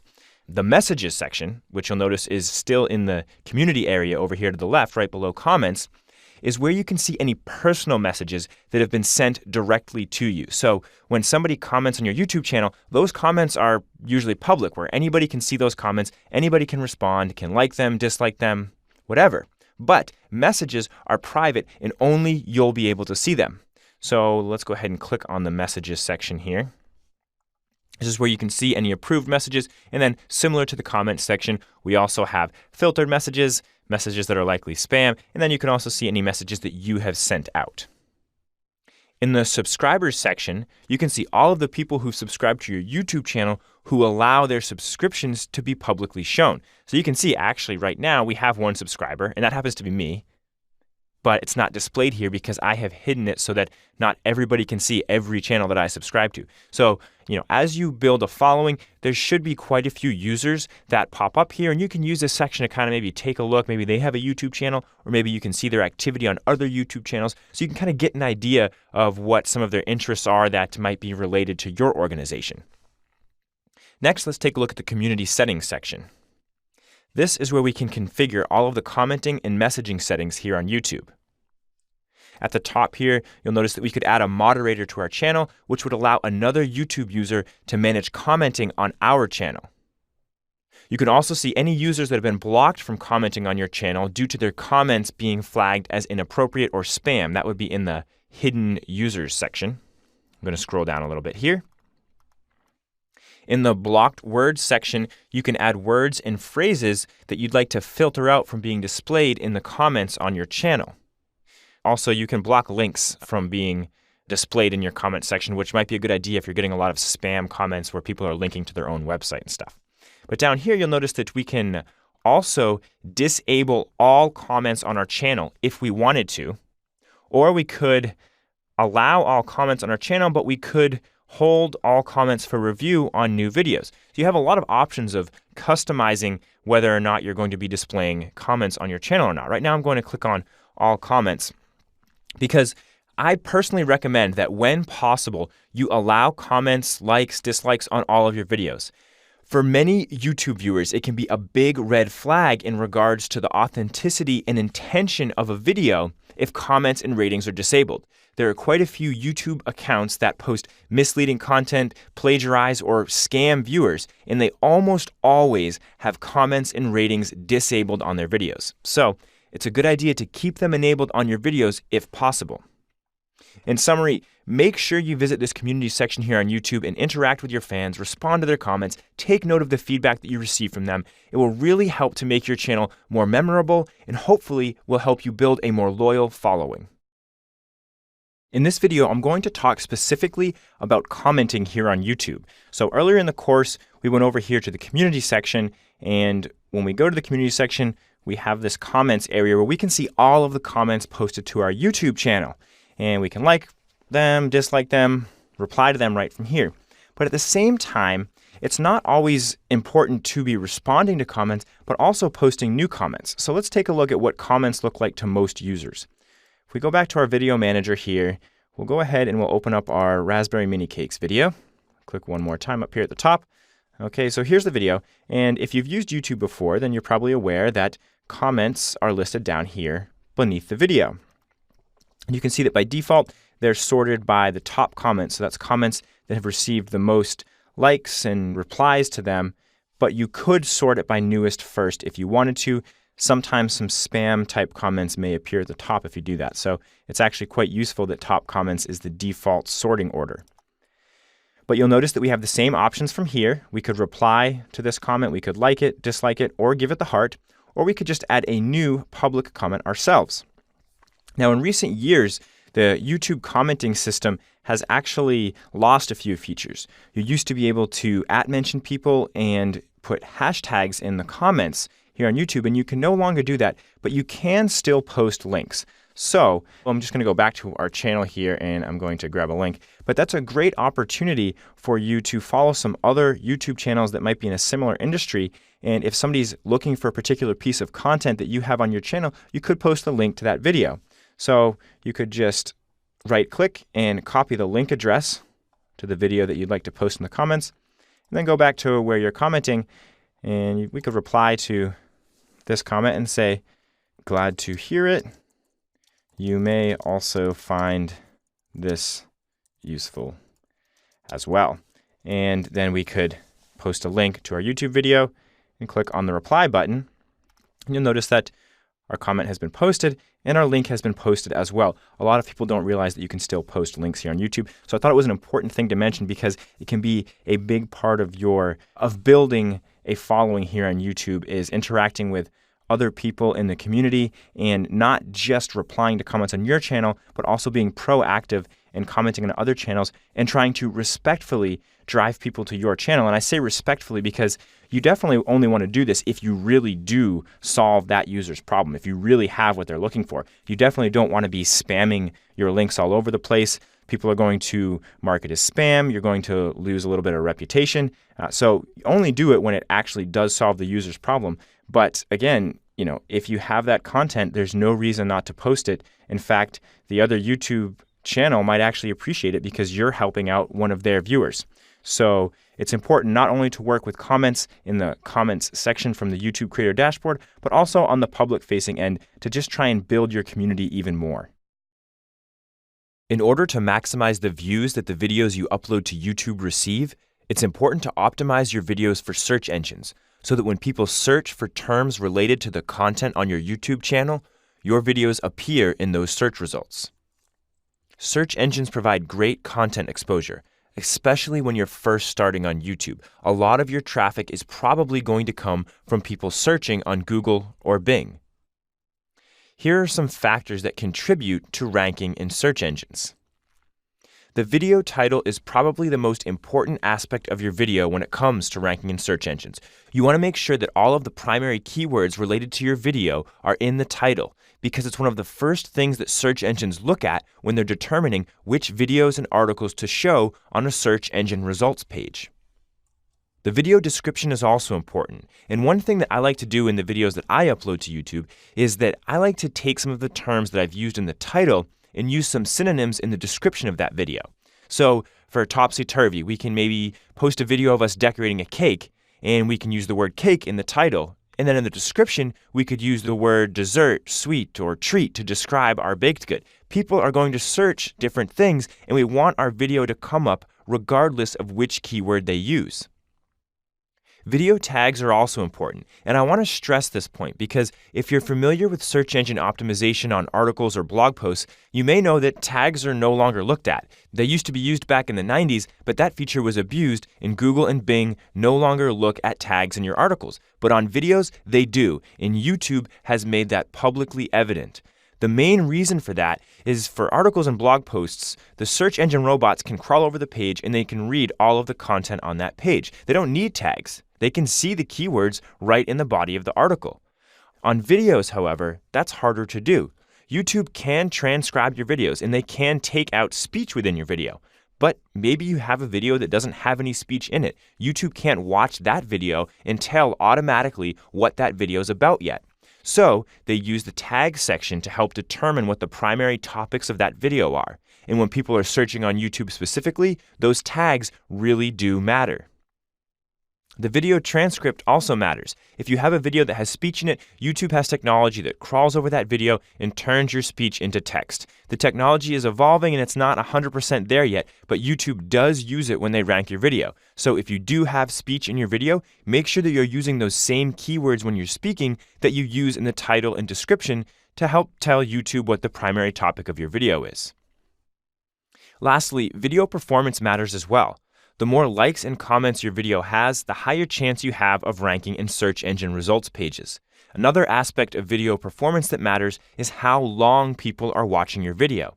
If you have a 10-minute video and people are only watching for the first 30 seconds, YouTube's going to look at that and say, people are only watching 30 seconds of this 10-minute video. There must not be a lot of value in that video. They're leaving really quickly, so we're not going to rank this video that high. However, if people are watching that 10-minute video for an average of 8 minutes, YouTube's going to say, wow, there's a lot of really valuable content in this video. They're spending a lot of time watching it. Let's go ahead and rank that video at the top of these results because we think it has so much value. So these are some of the primary factors that contribute to your videos ranking in search engines. Let's take a quick look at our YouTube channel to see how we've incorporated these factors in one of the videos that we've uploaded. So here we are on the Topsy-Turvy YouTube channel, and we have this video showing ginger cookies being decorated. You can see that in the title of the video, we have the name of the primary topic, ginger cookies, and then we also have added lavender decor to the title because it's a more specific aspect of our ginger cookies. If you look at the description, we have a number of other keywords as well. We use the word flowers to describe our decoration. We mentioned that the cookies also have royal icing on them and that they're being prepared for the upcoming lavender celebration. And this is great because maybe people will be searching for videos related to that event and our video may show up. So you can see how we have our primary keywords in the title, and then in the description we have more detailed keywords and some synonyms that better describe what the video is about. If you look at the tags down at the bottom of the page, we've also included all of the primary keywords related to the video. We have cookies, ginger, baking, desserts, and so forth. All of these keywords are going to help this video rank in search engine results pages. If we click on the Advanced Settings tab, we can also select a category for this video. Unfortunately, YouTube doesn't have a great category for food-related videos, but we can add it to the How-To and Style category for now. And then once we're ready, we'll just click Save at the top. So it's definitely a good idea to spend some time on this aspect of uploading your videos to YouTube. It may be easy to think, well, I can just upload this video, it's great, it doesn't even need an explanation because people are going to watch it and love it. And that might be true, but in order to get those people to watch it initially, it's important to make sure that you're adding a descriptive title, description, and tags for that video so that you can get that video to rank in search engine results pages. I've already talked about how important it is to optimize your video for search engines to increase the exposure that they get when people are searching in Google or Bing. One of the best ways to do that is to perform keyword research. Here are some strategies that I use when I'm performing keyword research for my videos on YouTube. First of all, you want to use the Google YouTube Search Autofill. When you search on Google, a list automatically appears as you type your search term, and all of the keywords in that list are search terms that have a high search volume and could be good content ideas. You want to look for search terms that have a high search volume, which means a lot of people are searching for it, and low competition, meaning less relevant results when the user actually performs that search. We also want to try and find some long-tail keywords, keywords that are more specific and longer, but that have less competition. You can also try using some keyword research tools, such as the Word Tracker keyword tool, which is my favorite. But these tools are always changing and evolving, so it might be a good idea to do a few Google searches to find out which tool works best for you. Let's go ahead and move over to Google Search so that we can use the Google Search Autofill to perform some keyword research. So here I am on the Google Search page, and the content that we have on the Topsy-Turvy YouTube channel is related to baking and cake decoration. So we need to put ourselves in the shoes of our viewer and think about what they might be searching in Google related to the content on our YouTube channel. So let's just start by searching, how about cake ideas? And notice that right as I start typing, this autofill starts to drop down below my search term. So already we can see that some popular searches are cake ideas for men, for girls, Thanksgiving, Christmas. Let me show you a little secret though. Notice that all of these results have cake ideas for. So let's add the for in ourselves. We still have the same list, but now if I type the letter A, we start to get all results that have A. We can go to B, C, D, and you can do the whole alphabet. So you can see how much more specific this gets when you start to just type one letter of the next word. Cake ideas for dogs. Who would have thought? Cake ideas for doctors. We've got all these different terms, and again, we can keep going. What we're looking for, though, is we're looking for one of these longer-tailed search terms that doesn't have very many good results. And I actually found something really interesting earlier when I was doing some research. So we uploaded a video to our YouTube channel earlier in the course about raspberry mini cakes dipped in dark chocolate. So let's go ahead and let's try searching for that. So let's search for raspberry mini cakes. Notice that in our dropdown here, we have chocolate raspberry mini cakes, but we don't have dark chocolate. And that was what we added in our mini cakes on YouTube. Let's go ahead and put chocolate here at the front. You can see people are searching for white chocolate raspberry mini cakes or bundt cakes. So that might be right there a content idea. But let's go ahead, and we don't see dark in our list here, but I do want to show you this because this is really interesting. So we searched for dark chocolate raspberry mini cake, and we have some results, and they look pretty relevant. We have one right here that's dark chocolate. Well, this one is just chocolate. Yeah, we've got a few here. This one isn't a mini cake. So this one is a pretty good one right here. Dark chocolate raspberry mini cake. That's exactly what we searched for. So this might be our biggest competition for this search term. But here's the interesting thing about it. When we're talking about doing keyword research for YouTube, we don't always necessarily need to compete with all of these other blogs that aren't doing video. We're competing with the content creators that are creating videos on YouTube and other hosting platforms. So what we can do here in Google Search is we can click on videos. Okay, and now if you take a look, quite interesting, the second result is from our YouTube channel. We uploaded it just 2 days ago as part of creating this course, and we already got to the second result in the video search here on Google because there aren't that many results that have to do with raspberry mini cakes that are dipped in dark chocolate. So right away, you've seen how we've been able to create the proper title, description, tags that are using all of these different terms related to our video and get our result at the top of Google search results. So when you do your keyword research, it's important to do it before you actually publish your video and maybe even before you record your video so that you can gain some ideas on what type of content is going to be most popular. It's also important to find those queries that have a high search volume and low competition. And don't forget about the long tail key phrases. Let's take a look at how we can spice up the videos that we've uploaded to YouTube by adding links to them or promoting other videos that are on our YouTube channel. To do that, from the YouTube Creator Studio dashboard, all I need to do is click on the Edit button next to the video that I'd like to add a link to. That's going to bring up the screen that we looked at earlier in the course where we can change the name, the description. If we were a YouTube partner, we could also alter our monetization options from here. But the area that I want to focus on in this video is up here at the top, where you see we have enhancements, audio, end screen and annotations, cards, subtitles, and closed captioning. So enhancements are how you can edit videos right here that you've already uploaded to YouTube. Now, I do recommend that you edit your videos before you upload them, but this is great if you're in a dire situation and you need to change the saturation of a video, or maybe you need to trim off a little bit at the end. You can come in here and you can do that. I'm not going to go into these tools too in depth, but it is here if you need to use it. In the audio section, if you upload a video that doesn't have audio, you could use YouTube's audio library to add audio to your video after the fact. End screen and annotations. This is where we can add a card at the end of our video that might promote another video or one of our playlists. However, you do have to have videos that are over 25 seconds long, and this one isn't.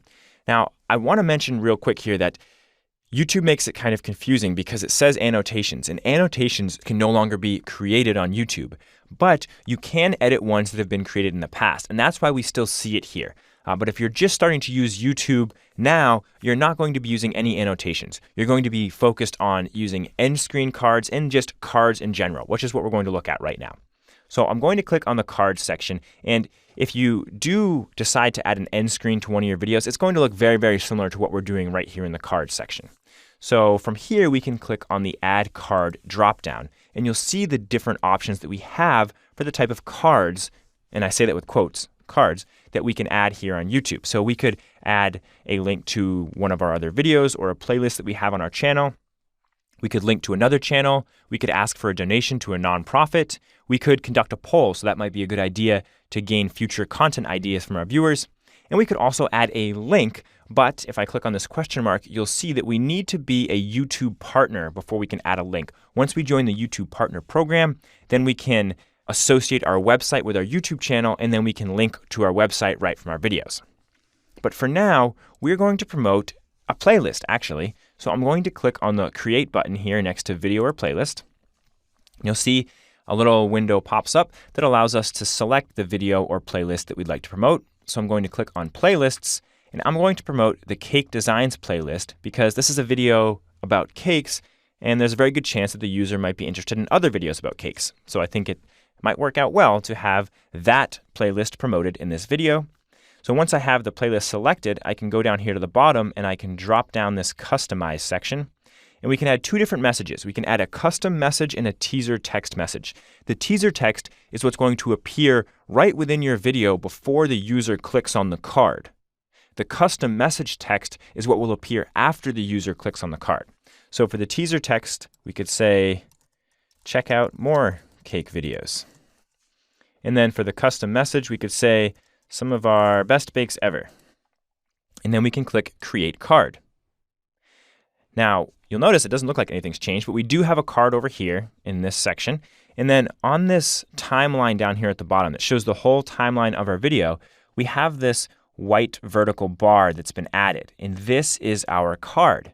Now, if you have used annotations in the past, you may get a little frustrated playing around with this vertical bar because you can't stretch it out to make it last longer. The way it works is once it's introduced, it stays for the rest of the video. So I'll show you what I mean. Let's go ahead and let's move this bar back over here to the beginning. And we're just going to move our playhead to the beginning, and let's play the video and keep an eye up here because you'll see that it's already in there, but it's going to pop up a little bit more once this card comes up. Let's move it a little bit further back so we can see the difference. So now let's bring our playhead back and let's play this video. You'll notice it's going, and then all of a sudden it hits the card, and boom, check out more cake videos. If we click on it, here's the card, some of our best bakes ever. Let's go back here and let's just pause this so that we can look at the card. And then if we click on it, boom, takes us to the cakes playlist that we have here on YouTube. So I highly, highly recommend that you make use of the cards feature here on YouTube because it is probably the best way to promote your other videos in your playlist. Other than just mentioning it in the video itself, with your voice, using these cards can be super powerful. I think that it looks really nice. You get to see the thumbnail image of the playlist or video. It's a great way to get viewers watching more and more content on your YouTube channel. So from your video manager, you can click on Edit Video and then click on the Cards section, and you can add up to 5 cards per video. In this video, I'd like to share some secrets with you that I've learned through years of uploading videos to YouTube. First of all, if you're using YouTube for monetization, make sure you monetize your video as soon as possible. If you forget to monetize your video and it's published on your YouTube channel for a few days, it's probably going to receive some views. And there's no way to retroactively go back and monetize that video for those views that have already occurred. It's also important to view your entire video as soon as possible to increase the average view time. This is a tip that I'm not sure many YouTube creators know about, but it can really help your video gain traction. One of the metrics that YouTube looks at to gauge the value of a video is how long people are watching that video. If people are watching 100% of your video, YouTube is going to perceive that video as being more valuable, and the chances that your video will appear in search engine results increase. So as soon as you publish your video, watch the whole thing so that it starts off with an average view time of 100%. It's also a good idea to give your video a thumbs up as soon as you publish it. There's nothing wrong with doing it. It's also going to help YouTube's perception of how valuable that video is. Make sure that after you publish your video on YouTube that you share that video on all of your social platforms. It just increases the awareness of the video and increases your chances of getting more views on that particular video. Remember to add your videos to playlists. Playlists also show up in search results when people are searching on Google or Bing. They also help to increase the views on your channel because, as I've mentioned earlier in the course, as soon as a user's finished watching one video in a playlist, the next video starts right away. So don't forget to make use of YouTube's playlist feature. If you have a website or blog, remember to embed your YouTube video inside your website as well. And here's another secret that I'm not sure too many YouTube creators know about. But what I do is when I publish a video on YouTube is, obviously the video has certain keywords in the title, description, and tags. But then I embed that video on my website. And when I do that, I tweak the title a little bit. I try to use synonyms and I try to make the description of the article a little bit different than the description of the video on YouTube so that I'm ranking for more keywords. So you can see here, if we have a video on YouTube and the title's covering a cake with fondant, we can then make a blog post and title it Decorating a Cake with Icing. We've basically substituted the word covering for decorating and then fondant for icing. And so you can see that we're really getting the same message across, but we're using different keywords. So whether a user searches that first phrase, the title that we have on YouTube, or the second phrase, the title on our blog, they should find our video one way or another. Remember, small tasks can really add up and go a long way on YouTube. Make sure that as soon as you upload your video that you monetize it right away to increase your revenue. It's also important to watch, like, and share your videos as soon as they're uploaded. Make sure that if you have a blog or website that you're embedding your video and that you're adding your video to playlists just to increase their exposure. To take a look at our YouTube channel's analytics from the Creator Studio dashboard, we're just going to click on the Analytics link on the left side of the page. The screen that appears is the Analytics Overview screen, where we can get a bird's eye view at some of the most important metrics on our YouTube channel. Right from this page, we can see how many views we've had for the last 28 days. And I'll scroll down a little bit here so you can see the views are over here. We can also see how many minutes people have watched, our total estimated earnings, and then we can also see all of our engagement statistics such as likes, dislikes, comments, and shares. Notice that I mentioned we're viewing data for the last 28 days. That's what you see by default, but there's a drop down in the top right corner that allows us to change our date range. So I'll just scroll back up a little bit here and you can see here's the drop down. So instead of viewing data for just the last 28 days, we could view data for the entire lifetime of our YouTube channel, just this week, last week, or really any range we want. At the very bottom of this list, we could even choose a custom date range to view data from. If I scroll down the page a little bit here, you'll notice that we also have some more data. We can see some data specifically relating to our videos. So how much watch time each video has had, how many views, the estimated revenue for each video, and then down below that we can also see some demographic information, like where most of our views are coming from in terms of country, if we have more male or female viewers, our traffic sources, and playback locations. Now, we're looking at the account that we've set up during this course, so we don't have much data in here right now, but in a minute, I'm going to bring you over to one of my live accounts where we have a lot of data so we can see what it looks like with a fully fledged YouTube channel. I also want to mention that you can actually click on these links of the videos, and when you do that, you'll be brought to an analytics screen that shows you just information about that specific video instead of looking at information about our entire YouTube channel. We can also compare information here. So if I click on the comparison button up here at the top, I could add a second video. So we can search for content, and then we'll click on a different video. And now we can see these two videos side by side, and we can compare their average view duration, their estimated revenue. So this is a great way to find out which content is being more successful on YouTube and then to try and figure out why. So if one of our videos has a lot more views than another video and we expected them to have similar view amounts, we need to figure out what did we do differently in that one video that has more views and how can we reproduce that in the future. I'm going to scroll back up because I want to mention that you can also export any information. So let me cancel this comparison. We can't export a comparison, but if we're looking at our entire YouTube channel statistics or statistics regarding a specific video, we could then click on the Export Report drop-down here, and we could export this to a CSV or an XLS file so that we could import it into another program. I also want to mention that on the left side of the screen, underneath the analytics section, we have a number of different links that we can access that will drill down to specific information. So we could specifically look at demographics or traffic sources. We could look at our comments, our subscribers.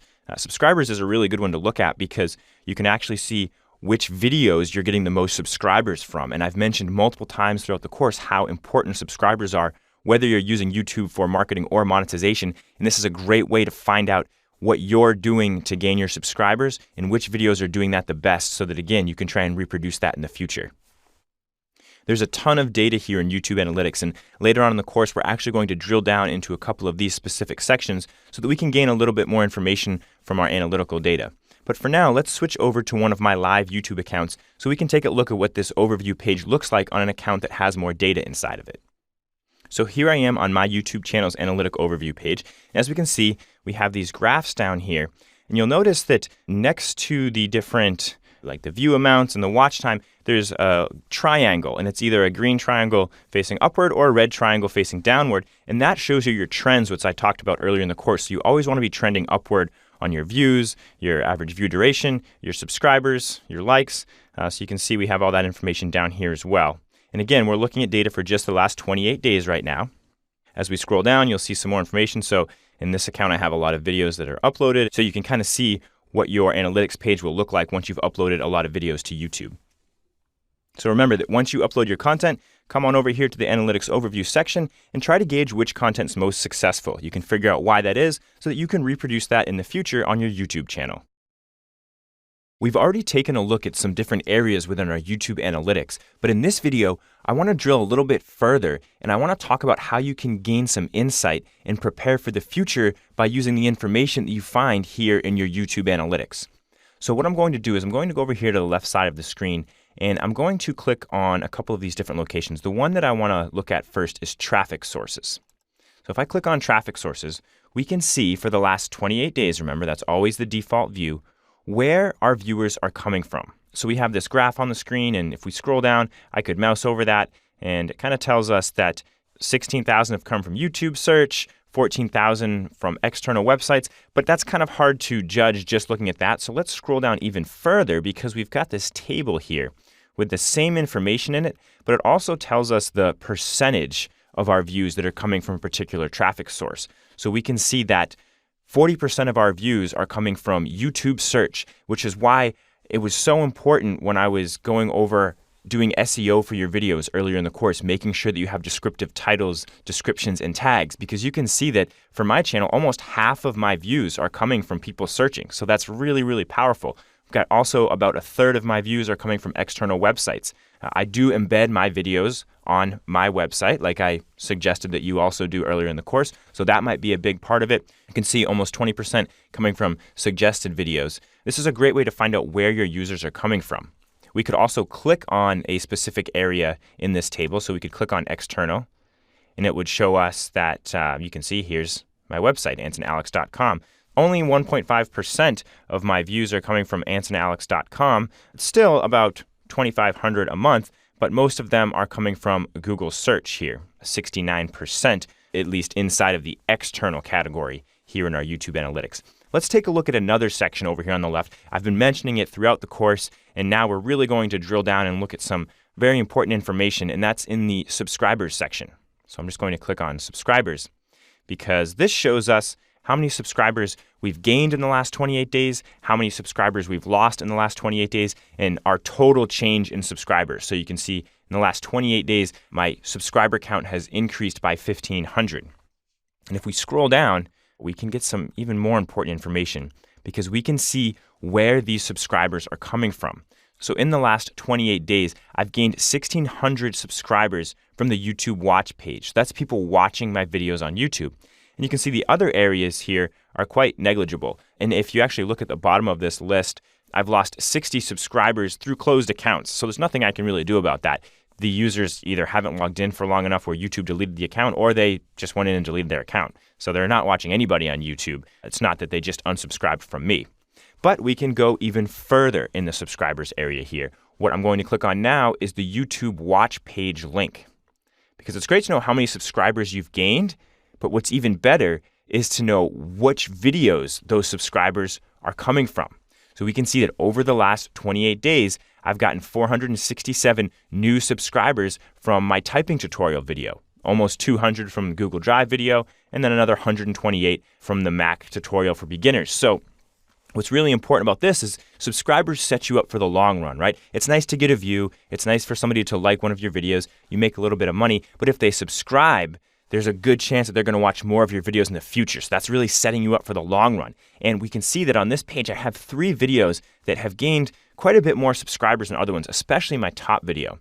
So what I would do is I would go in here and I would try and figure out what is it about these videos that is making it so that I'm getting so many subscribers from them. And what can I do in the future to try and reproduce that in new content that I upload to YouTube? Now, at the same time, we could scroll down this list and we could look, at the end of our list, and we could see videos that we've actually maybe had a negative amount of subscribers on, that we've lost more subscribers than gained, because it's not always important to look at what you're doing best on YouTube, but maybe what you're not doing very well so you can try and improve upon that in the future. Remember, you can always change the date range at the top, so we don't have to just look at 28 days. We could look at, say, the past year. Well, we'll say last year, since there isn't that much data for this year right now. So here's all of our subscribers for the past year. So again, the same videos are at the top, so we can see that those videos are gaining subscribers for us in not just in the short term, but in the long term as well. So it's definitely a great idea to keep an eye on this subscriber section here in YouTube. And then you can also drill down into these other sections on the left as well. There are a ton of different locations to look at. For instance, you could look at likes and dislikes, so you can see which videos people are liking the most on your YouTube channel, maybe which videos they're disliking the most. Again, what are you doing best? What are you doing worst? And, how can you reproduce what's best, and how can you avoid what you haven't been doing so well in the future? The more that you dig into your analytics, the more valuable information that you can find, and then you can better set yourself up for success in the future using YouTube. After you've finished watching the course, there are a few steps that you can take to try and maximize the success that you have on YouTube. First of all, keep an eye on youtube.googleblog.com. That's the official YouTube blog, and they'll post any updates coming to the YouTube platform on that site. Also, make sure that you stay active in the YouTube community. You can learn a lot from other creators on YouTube. Make sure you're staying authentic and committed. It will help separate you from the other creators on YouTube. You can also take a look at some other courses. Here's a few that I recommend. I have a course that's completely dedicated to advertising on YouTube, so that's a good idea if you're going to be using YouTube for marketing purposes. I also have a very short course that's just the top 5 YouTube channel tips course. So a lot of those tips were mentioned in this course, but there might be a few other things that you could get out of that one as well. And you also might want to check out some of the learning paths on LinkedIn, the Become a Digital Marketer learning path, as well as the Become an SEO Expert learning path. You can find me on YouTube at ansonalex.com/YouTube or on LinkedIn just by searching my name. Thanks for watching, good luck on your channel, and I look forward to seeing you on YouTube.